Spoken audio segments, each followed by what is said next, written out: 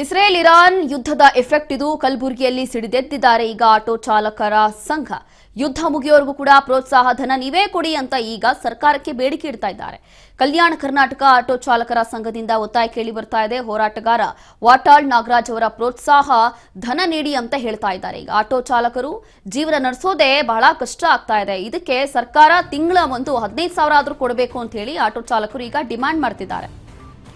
ಕಲಬುರಗಿಯಲ್ಲಿ ಸಿಡಿದೆದ್ದಿರುವಂಥದ್ದು ಆಟೋ ಚಾಲಕರ ಸಂಘ. ಈಗ ಇದೆಲ್ಲವೂ ಕೂಡ ಯುದ್ಧದ ಎಫೆಕ್ಟು. ಪ್ರೋತ್ಸಾಹ ಧನ ಕೊಡಿ ಅಂತ ಈಗ ಸರ್ಕಾರಕ್ಕೆ ಬೇಡಿಕೆ ಇಡ್ತಾ ಇದ್ದಾರೆ. ಆಟೋ ಚಾಲಕರು ಜೀವನ ನಡೆಸೋದೇ ತುಂಬಾ ಕಷ್ಟ ಆಗಿದೆ. ಜಿಲ್ಲಾಡಳಿತ ಕೂಡಲೇ ಆಟೋ ಚಾಲಕರ ಬೆಂಬಲ ಕೊಡಬೇಕು, ಇಲ್ಲ ಅಂತಂದ್ರೆ ನಮ್ಮ ಹೋರಾಟ ಹೀಗೆ ಮುಂದುವರಿಯುತ್ತೆ. ನಗರದಲ್ಲಿರುವಂತಹ 14 LPG ಬಂಕ್ಗಳು ಆರಂಭ ಮಾಡಿ, ಇಲ್ಲ ಅಂತಂದ್ರೆ ಆಟೋ ಚಾಲಕರಿಗೆ ಪ್ರೋತ್ಸಾಹ ಧನ ನೀವೇ ಕೊಡಿ.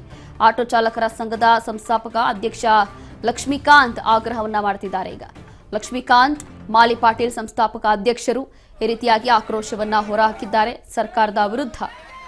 ಇಲ್ಲಿ ಒಂದು ಕಡೆ ಗ್ಯಾಸ್ ಬಂಕ್ಗಳನ್ನು ಓಪನ್ ಮಾಡಿ ಗ್ಯಾಸ್ ಲಭ್ಯ ಇರೋ ತರ ಮಾಡಿಕೊಡಿ, ಇಲ್ಲ ಅಂತಂದ್ರೆ ಸುಮ್ಮನೆ ಒಂದು ತಿಂಗಳಿಗೆ 15,000 ದುಡ್ಡು ಹಾಕಿ ಅಂತ ಹೇಳಿ ಆಟೋ ಚಾಲಕರು ಡಿಮಾಂಡ್ ಮಾಡ್ತಿದ್ದಾರೆ.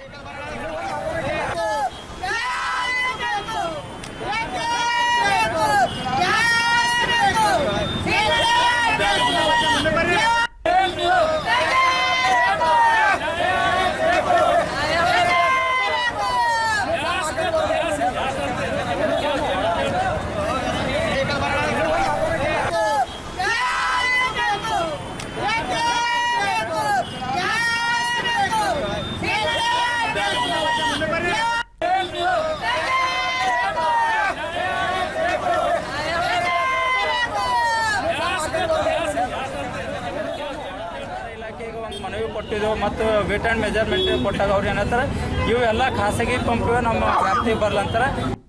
ಏನದ ಖಾಲಿ ಎಲ್ಲರೇ ಕೂತು ನಾನು ನ್ಯೂಸ್ ಆಗ್ದ ಪೇಪರ್ ಸ್ಟೇಟ್ಮೆಂಟ್ ಕೊಟ್ಟಿದ್ದು ಯಾವುದು ಬಡ ಜನರಿಗೆ ಸಿಗೋಂಥದ್ದಲ್ಲ, ಕೇವಲ ಹೇಳಿಕೆಗೆ ಮಾತ್ರ ಸೀಮಿತ ಆಗಿತ್ತು. ಅದಕ್ಕೆ ನಾ ಏನಪ್ಪ ಅಂತಂದ್ರೆ ಇವತ್ತು ಮಾಧ್ಯಮದ ಮುಖಾಂತರ ಮನವಿ ಏನಪ್ಪ ಅಂತಂದ್ರೆ ಕೂಡಲೇ ಏನದ ಇದು ಚಾಲಕರ ಸಮಸ್ಯೆ ಪರಿಹರಿಸಬೇಕು. ಇಲ್ಲಪ್ಪ ಅಂತಂದ್ರೆ ಮುಂದಿನ ದಿನಗಳಲ್ಲಿ ಈಗಾಗಲೇ ಕನ್ನಡಪರ ಸಂಘಟನೆ ಅಧ್ಯಕ್ಷರು ವಾಟಾಳ್ ನಾಗರಾಜ್ ಒಂದು ಮಾತು ಹೇಳ್ಯಾರ, ಈ ಯುದ್ಧ ಸಂದರ್ಭ ಮುಗಿಯೋರು ಆಟೋ ಚಾಲಕರು ಒಂದು ಪ್ರೋತ್ಸಾಹನ ಅಂತ ಹಾಕ್ಬೇಕಂತ.